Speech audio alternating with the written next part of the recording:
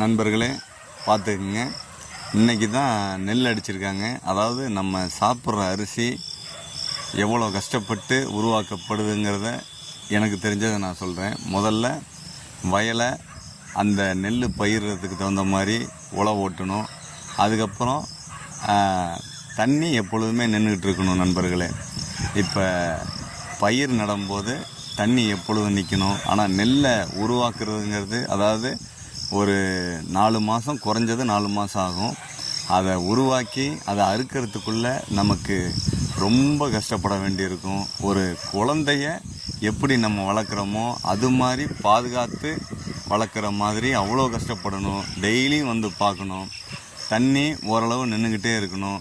அதே நேரத்தில் நம்ம அறுக்கிற நேரத்தில் இப்போ பார்த்திங்கன்னா மழை ஒரு 3 நாளாக தொடர்ந்து வந்ததுனால நிறையா கிட்டத்தட்ட ஒரு மூட்டையிலேருந்து 3 மூட்டை வரைக்கும் நெல் கீழே சிந்திருச்சு. வண்டிலாம் இறங்கி அந்த நெல்லை எடுக்கிறதுக்கே ரொம்ப சிரமப்பட்டுட்டோம்.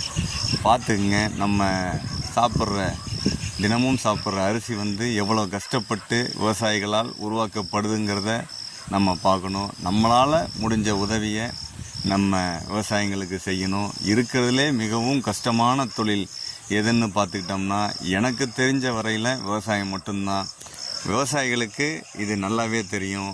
ஏன்னா அறுக்கிறதுலேருந்து மருந்தடிக்கிறதுலேருந்து ஆரம்பத்துலேருந்து ஒவ்வொன்றுக்கும் விற்கிற வரைக்கும், வியாபாரிகள்கிட்ட போய் சேர்ற வரைக்கும் பல பேருக்கு கூலி கொடுத்தே நம்ம பணமெல்லாம் தீந்துடும்.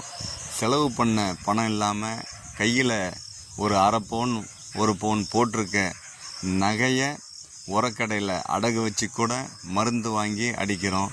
அப்பையும் ஒரு 4 மாதத்துலேருந்து 6 மாதம் வரைக்கும் அது ஒரு குழந்தையாக பார்த்துக்கிட்டு நல்லா விளைஞ்சாதான் அதில் ஓரளவாவது நமக்கு காசு கிடைக்கும். அதுவும் இது மாதிரி நிறைய மழை பெஞ்சாலும், அதே நேரத்தில் வறட்சி அதிகமாக இருந்தாலும் விவசாயிகள் ரொம்ப கஷ்டப்படுவாங்க. அதனால் நம்மளால் முடிஞ்ச அளவு நம்ம விவசாயிகளுக்கு உதவி செய்வோம். வள்ளுவர் கூட விவசாயிகள் தான் நமக்கு முக்கியமான தொழில், அவங்கள நம்ம பாதுகாக்கணும் அப்படின்னு சொல்லியிருக்காரு. எதுக்காக இதை நான் சொல்ல வரேன்னா, எனக்கே ஓரளவு தான் விவசாயத்தை பற்றி தெரியும். ஏதோ எங்கள் அப்பா அம்மா சொல்கிறத வச்சுக்கிட்டு நான் ஏதோ அப்பப்போ நான் வந்து உதவி செய்கிறது மிகப்பெரிய கஷ்டமாக இருக்கும்.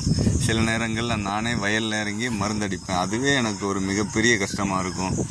நான் தினம் பார்த்துருக்கேன். இந்த தினமும் சாப்பிட்ற அரிசி நம்ம எவ்வளோ கஷ்டப்பட்டு